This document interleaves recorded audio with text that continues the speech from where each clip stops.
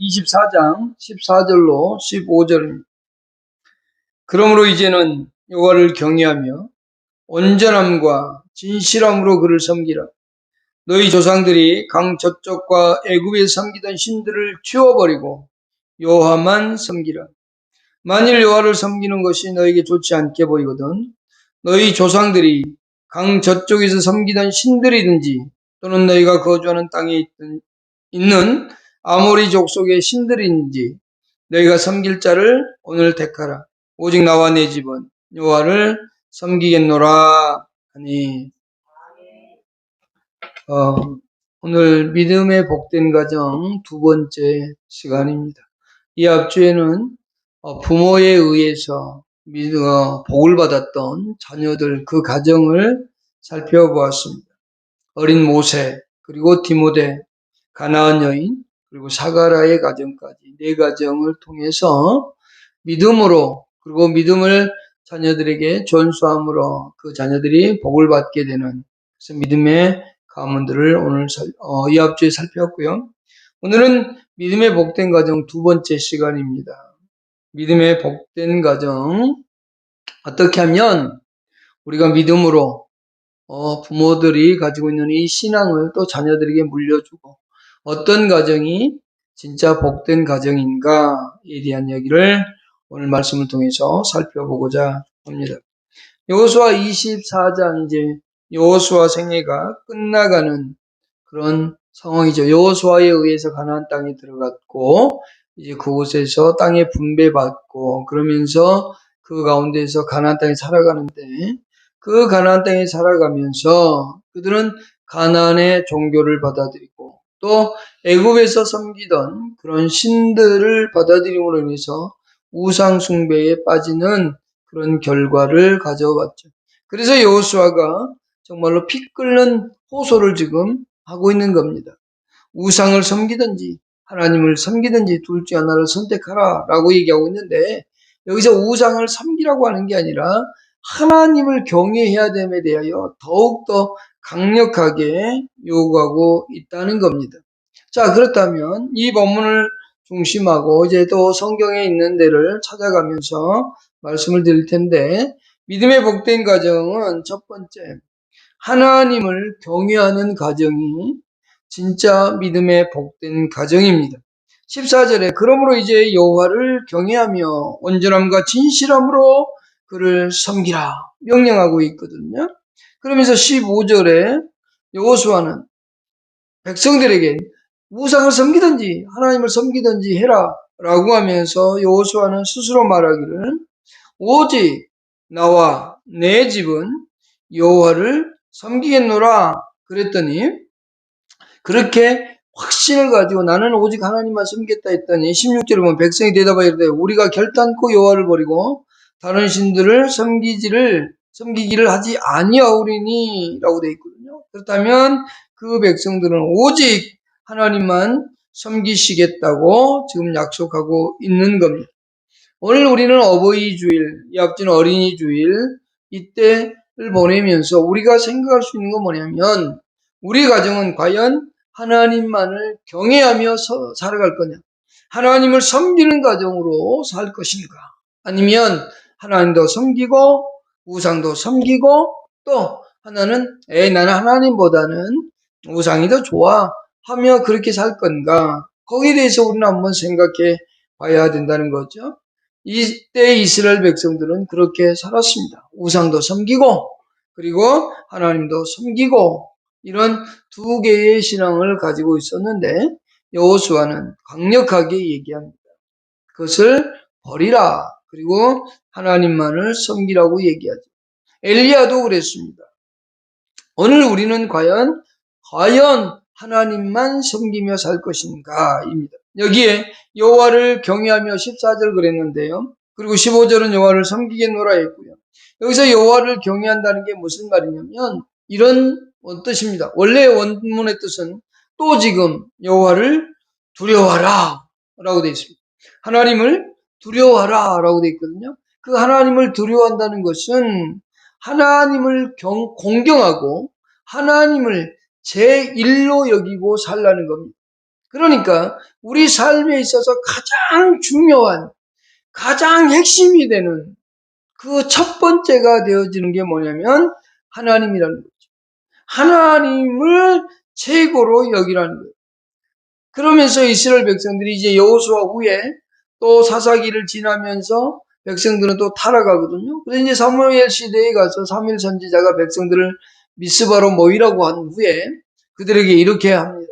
사무엘상 7장 3절에 너희 마음을 여호와께로 향하여 그만을 섬기라. 이에 이스라엘 자손이 바알들과 아스타스를 제거하고 여호와만 섬기니라. 여기서 다른 우상들을 다 버리고 오직 하나님만, 여호와만 섬겼다는 표현이 나오는데, 이것은 제일 중요한 마음이 하나님께로 향하고 거기에 그 마음을 하나님께 집중하고 고정시켜 놓았다는 뜻입니다. 그러니까 하나님을 섬긴다는 표현은 우리의 마음이 하나님께로 고정되어 있는 마음, 그리고 하나님을 최고로 여기는 마음. 우리 일상생활에서 제일 중요한 분이 누구여야 되느냐? 하나님이어야 된다는 것을 여호수아는 그렇게 말하는 거예요. 가장 중요하게 여겨야 될 분, 그분을 하나님으로 모시라는 거죠. 그게 바로 하나님을 섬기는 겁니다. 가정에 가장 중요한 게 하나님이 최고여야 되는 거죠. 우리 가정은 늘 마음속에 품고 있는 것, 그리고 내 삶에 가장 중요하게 여기고 있는 것, 나의 소원 중에 하나가 뭐냐면 날마다 하나님과 함께하는 하루입니다. 아침에 눈을 떠서 하나님과 함께 하루를 시작하고 하루를 하나님과 함께 살아가고 하루를 마칠 때 하나님과 함께 하루를 마치고 잠자리에 드는 것. 이것이 저의 소원이고 우리 가정의 소원입니다. 여러분, 하나님을 경외하는 사람들 늘 하나님과 함께 그렇게 살아가는 겁니다. 자, 그렇다면 두 번째 생각할 것은 뭐냐면요, 어떻게 하나님을 섬길 것인가입니다. 그러면 우리는 가정에서 하나님을 최고로 여기고 섬기자 할 때에 어떻게 하나님을 섬기는 것이 중요한가? 어떻게 섬겨야 되는가에 대한 얘기죠. 첫 번째, 24절에 보면 너 그를 섬기라 말씀하시고 너희 조상들이 강 저쪽과 애굽에 섬기던 신들을 치워버리고 라고 돼 있죠. 조상들이 강 저쪽과 애굽에서 섬기던 신들, 강 저쪽이라는 것은 아브라함의 아버지 데라가 섬겼던 우상 숭배, 그리고 애굽 땅에서 야곱의 자손들이 거기에 살면서 섬겼던 애굽의 신들을 얘기합니다. 그러니까 우상 숭배 요소를 가정에서 제거하라. 이것이 첫 번째입니다. 다시 말하면 가족이 하나님을 섬기고자 한다면 가족 신앙의 결단의 모습이 필요하다는 겁니다. 우리는 하나님만 섬기겠다라고 마음을 먹었으면 이제 우상의 요소들은 제거하는 게 맞습니다. 제가 아는 어떤 목사님 가정이 있었는데 그는 아주 우상 숭배로 찌든 가정입니다. 어려서부터 정말로 우상으로만 찌들어 있던 가정이었는데요. 그 가정의 아버지가 돌아가시고 나서 그 가정이 어머니가 예수를 믿기 시작합니다. 마음 먹고요. 이제 우린 아버지 돌아갔으니까 집안의 제사도 이제 안 하고 오직 하나님만 섬겨야 돼.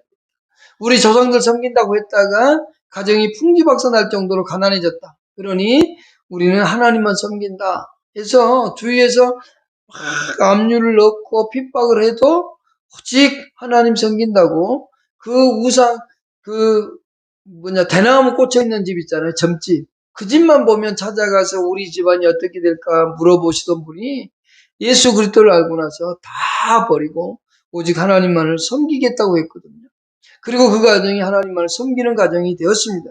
바로 여기 애굽에 섬기던 신들을 치워버리고 그리고 강저쪽에 섬기던 신들을 치워버리고 다시 말하면 하나님이 아닌 다른 신들을 섬기고 있는 이 모습들을 제거하라는 겁니다.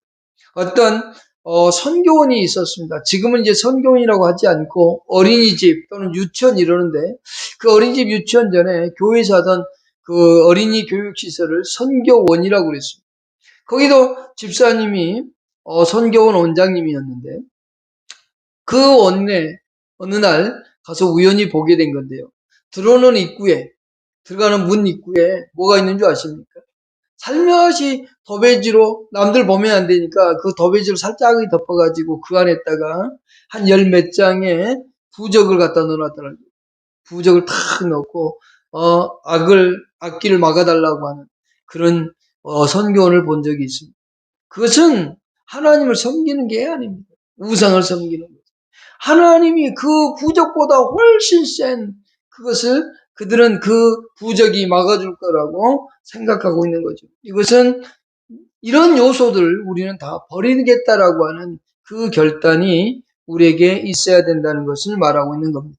그러니까 내가 예수 믿기 전에 가졌던 잘못되어진 습관들, 잘못되어진 것들, 그리고 하나님을 기쁘게 하지 못하는 요소들, 하나님을 제일로 섬기지 못하게 하는 요소들이 있다면 과감하게 치워버리라 이렇게 돼 있죠. 그래서 우리는 하나님만을 섬기겠다면 우상 숭배의 요소들이 있는 것들을 철저히 버려야 됩니다. 여기에는 가나안 종교의 신들, 애굽의 종교들, 아수르와 바벨론 종교의 신들 모든 걸 다 포함하고 있는 겁니다. 오직 하나님만 섬기라는 것. 두 번째요. 어떻게 하나님을 섬길까 해서 우상 숭배를 제거한다면 두 번째는 거기에 온전함과 진실함으로 그를 섬기라고 되어 있습니다. 온전함과 진실함으로 하나님을 섬기기를 결단해야 됩니다. 옛날 개혁성경은 성실과 진정으로 되어 있습니다. 이것의 원문의 뜻은 이렇습니다. 또 그를 모든 것과 충성으로 섬기라 또는 충성으로 봉사라입니다. 온전함으로 한다라고 할 때 확신을 가지고 내 모든 것들이 하나님 앞에 충성화되도록 해야 된다는 것을 말씀하고 있습니다. 여호수아는 모세가 했던 피 끓는 설교를 다시 가지고 옵니다. 신명기 10장 12절에서 모세는 백성들에게 이렇게 호소를 했습니다. 이스라엘아 내 하나님 여호와께서 내게 요구하는 것이 무엇이냐? 곧 내 하나님 여호와를 경외하며 그의 모든 도를 행하고 그를 사랑하며 마음을 다하고 뜻을 다하여 내 하나님 여호와를 섬기고 라고 되어 있습니다.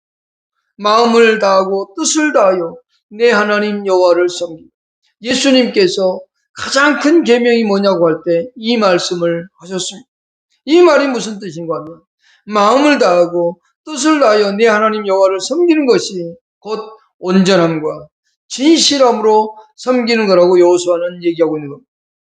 이 말씀은 우리들이 하나님의 자녀된 자들이 하나님의 백성된 자들이 내가 생활하는 모든 생활과 나의 인격과 나의 가진 모든 것들을 다 바쳐서 하나님을 위해 그렇게 살라고 얘기하는 것.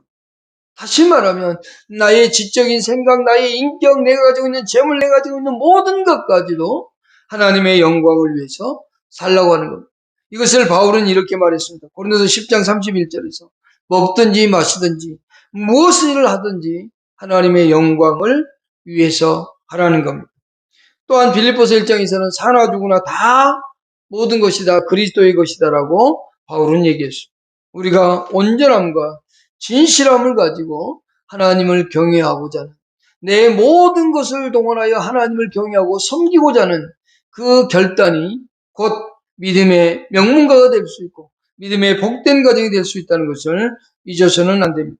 이제 크게 세 번째 생각하십시오. 믿음의 복된 가정이 되기 위해서 우리들이 해야 해. 우리가 마음속으로 그런 결단을 했다면 이제는 실천이 필요한데요. 믿음의 복된 가정이 되기 위해서 우리가 해야 될 실천 사항이 있습니다. 첫 번째, 우리의 집을 가정교회로 만드는 겁니다. 우리의 집을 가정교회로 만드는 겁니다. 이 가정교회로 만든다 그러니까 이제 앞으로는 우리가 섬기는 교회에 안 가도 되겠네? 이 얘기를 하는 게 아닙니다. 가정에서 예배를 드린다고 그래서 우리가 드린 주일 예배, 공적인 나와 예배하는 것을 하지 말라는 게 아닙니다. 평상시 예배 드리지는 못하는 날, 그리고 매일매일 삶 속에서 하나님께 예배하는 교회가 되라는 겁니다. 왜 그런가 하면 하나님은 교회를 두 가지 원리에서 교회를 세웠습니다. 교회를 하나님이 세울 때 두 가지 원리에 세웠는데 하나는 하나님께 드려진 공동체로서 교회를 세우셨습니다. 그러니까 이미 교회라고 하는 것은 예수 그리스도의 피값으로 사서 하나님께 드려진 공동체예요. 또 하나는 하나님을 섬기기 위한 공동체인 겁니다. 그러니까 이 교회라고 하는 것은 하나님께 드려진 공동체고 또 하나는 하나님을 섬기기 위한 목적으로 세워진 거라는 얘기죠. 그렇다면 우리 가정도 동일한 원리를 갖고 있는 겁니다. 우리의 가족이 있고 가정 안에 사람들이 있습니다.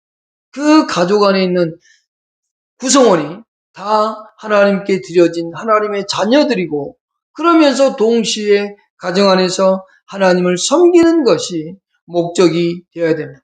우리의 가정이 하나님께 드려졌음과 동시에 그 속에서 우리는 하나님을 섬기는 공동체로서, 작은 공동체로서의 삶의 목적이 되어질 때 그것이 가정이라는, 이고 작은 가정의 교회라고 하는 것을 볼 수 있습니다. 가정은 하나님께 성별, 구별되어진 가정이 되어야 되고요. 또 하나는 가정에 속한 어린아이까지도 교회로서의 역할, 교회로서의 복을 받아 누린다는 사실을 잊어서는 안 되고, 또한 가족들은 그 안에서 세례를 받고, 교회 안에 와서 세례받고, 또한 예수의 제자로서 가정 안에서 그렇게 살아내야 되는 겁니다. 예수님의 제자로 살았던 누디아라든지 필립보 간수의 가정은 다 그들은 예수 안에서 구원받고 동시에 세례받고 예수의 제자가 되었다고 사도행전 16장 12절과 33절에서 얘기합니다. 오늘 우리의 가정이 바로 그런 작은 교회의 공동체로서 하나님 앞에 드려져야만 됩니다.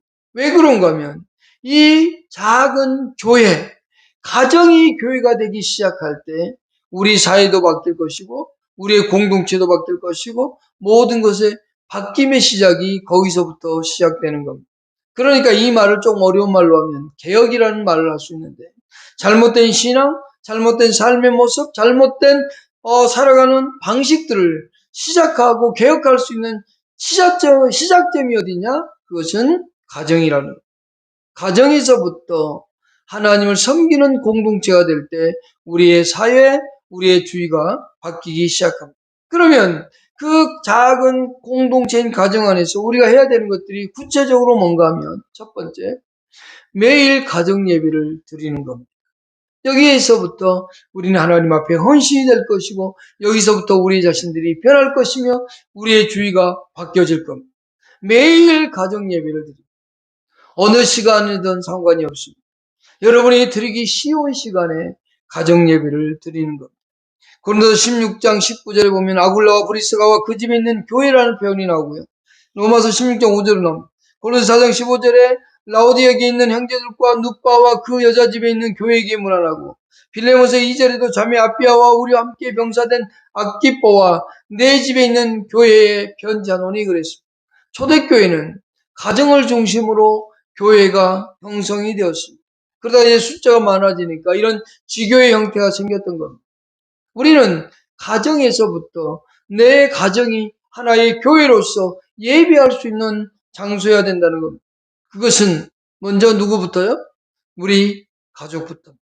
아침에 할 수 있으면 아침에, 그것이 다 안 되면 저녁에든 언제든지 자기들이 원하는 시간에 매일 가정 예배를 드리는 가정, 그것이 곧 아름다운 가정으로서의 모습입니다. 이 가정 예배를 통해서 우리는 지속적으로 성경을 배우고 또 교리를 배우고, 그러면서 가족들을 위해 기도해 줄 수 있는 것.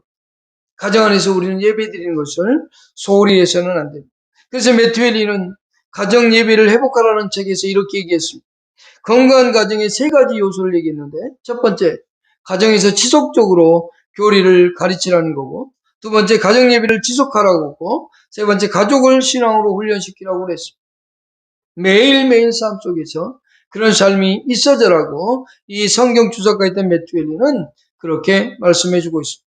두 번째, 우리는 매일 성경을 읽는 가정이 돼야 되고 가족 식구원들이 돼야 됩니다. 요한복음 5장 39절에 너희가 성경에서 영생을 얻는 줄 생각하고 성경을 연구하거니와 이 성경이 곧 내게 대하여 증언하는 것이다 라고 말씀했습니다. 성경을 읽는 것에 대해서는 성경에 수도 없이 많이 있습니다. 특별히 신명기 6장 6절로 7절에서 더욱더 잘 가르쳐주고 있습니다. 오늘 내가 명하는 이 말씀을 마음에 새기고 내 자녀에게 부지런히 가르치며 내 집에 앉았을 때든지 길을 갈 때든지 누워있을 때든지 일어날 때든지 이 말씀을 강론할 것이며 라고 되어 있습니다. 다시 말하면 이 하나님의 말씀을 늘 마음에 새기는 사람들, 그것이 곧 우리여야 된다는 겁니다. 우리는 가정 안에서 매일 성경을 읽는, 그래서 예수 그리스도를 더욱더 깊이 알아가는 사람들이 되어야 됩니다. 성경은 우리에게 예수님에 대하여 가르쳐줍니다. 예수님을 정말로 알고 싶다면 늘 이 예수님에 대하여 알려면 성경을 읽으십시오. 끊임없이 성경을 읽으십시오. 신명기 17장에 보면 성경을 읽는 왕들에게 그 왕위가 영원할 거라고 얘기했습니다. 하지만 왕위가 끊어진 것은 그 왕들이 성경을 읽지 않았다는 겁니다. 그러므로 인해서 왕위가 그 우상 숭배할 수밖에 없고 죄를 지을 수밖에 없고 타락할 수밖에 없습니다. 시편 119편 9절에서 청년이 무엇으로 깨끗게 할 수 있습니까? 라고 다윗은 고백하면서 11절에서 오직 주의 말씀으로 말미암아 깨끗할 수 있다고 얘기합니다. 하나님의 말씀을 마음에 새기는, 그러기 위해서 성경을 먼저 읽는 습관이 우리들 속에 필요한 겁니다. 세 번째는요, 가족의 기도가 있어야 됩니다. 가족 간에 언제나 기도함이 있어야 됩니다. 마태복음 18장 20절에서 예수님은 두세 사람이 함께 모이는 곳에 나도 그들과 함께 있다고 하셨습니다. 가정 안에서 함께 기도하고 함께 정말 하나님의 뜻을 구하는 그런 사람들이 된다고 할 때 그 가정은 아름답고 복된 가정이 될 겁니다. 조지 히필드라는 이렇게 말했습니다. 와서 최고의 신랑 그리스도를 보라는 책에서 가정에 기도가 없다면 이 세상에서 하나님 없이 사는 것과 같습니다. 이처럼 역겨운 것은 없습니다. 라고 했습니다. 가정에 만일 기도가 없다면 이 세상에서 하나님 없이 사는 것과 똑같습니다. 그것은 역겨운 것이라고 조지 히필드는 그렇게 우리에게 강력하게 호소하고 있는 겁니다. 그렇다면 우리는 가족을 위해서 기도해야 됩니다. 그 가족 기도에 대해서 매튜 헨리는 또 이렇게 얘기를 했습니다. 가장이 하나님의 공급하심을 의지하고 있다는 것을 가족들로 알게 하라. 그러니까 가족 기도를 통해서 우리의 지금 이 가정이 공급받고 은혜받고 있는 이유, 우리가 물질적으로 살아가는 이유가 하나님에 의해서 있음을 가족들에게 알게 주라는 겁니다. 두 번째는 가족들로 하여금 하나님께 주신 복에 대하여 감사 기도하게 하라. 그러니까 우리가 받아 누리는 것들이 우리의 노력으로 된 것 같지만 실상은 하나님께서 우리에게 주신 거라는 것을 가르쳐 주라는 겁니다. 그것은 기도를 통해서, 감사의 기도를 통해서 가능하다고 얘기합니다. 세 번째는 가족들로 하여금 하나님께 지은 죄를 자백하게 하라입니다. 우리들이 살면서 언제나 사람은 죄를 지을 수 있습니다. 그 죄들을 매일 기도를 통해서, 가정 예배를 통해서 자백하게 하고 그 죄 없이 깨끗하게 살 것을 얘기해 주고 있죠. 네 번째는 가정에 필요한 은혜를 구체적으로 간구하게 하라라고 되어 있고요. 다섯 번째, 다른 가정들을 위해서 중보 기도를 하도록 이렇게 말씀하고 있습니다. 그러니까 가족 안에서 가족들은 꼭 기도함과 성경 읽음과 예배함이 절대적으로 필요함을 얘기하고 있고요. 네 번째, 주의 교훈과 훈계로 자녀들을 가르쳐야만 됩니다. 우리의 믿음의 복된 가정이 되기 위해서는 우리가 실질적으로 가정 안에서 행할 수 있는 것은 주의 교훈과 훈계로 자녀를 가르치는 겁니다. 에베소서 6장 4절에서 또 아비들아 너희 자녀를 노엽게 하지 말고 오직 주의 교훈과 훈계로 양육하라, 이렇게 되어 있습니다. 우리는 자녀들을 늘 하나님 앞에서 바르게 살도록 가르치고 또 가르쳐야만 됩니다. 창세기 18장 19절에 내가 그로 그 자식과 권속에게 명하여 여호와의 도를 지켜 의와 공도를 행하게 하려고 그를 택하였나니 이는 나 여호와가 아브라함에 대하여 말한 일을 이루려 함이다. 자식과 권속들에게 하나님의 말씀을 가르치라고 얘기합니다. 아까 신명기 6장 6절 7절에서 말한 것처럼 자녀들에게 부지런히 가르치는 일이 우리에게 필요한 겁니다. 우리는 가족들을 위해서, 자녀들을 위해서 꼭 하나님이 가르치는 하나님의 말씀을 가르쳐야만 된다는 겁니다. 가장된 자의 가장 큰 의무가 바로 이겁니다. 가족을 신앙으로 훈련시키는 일.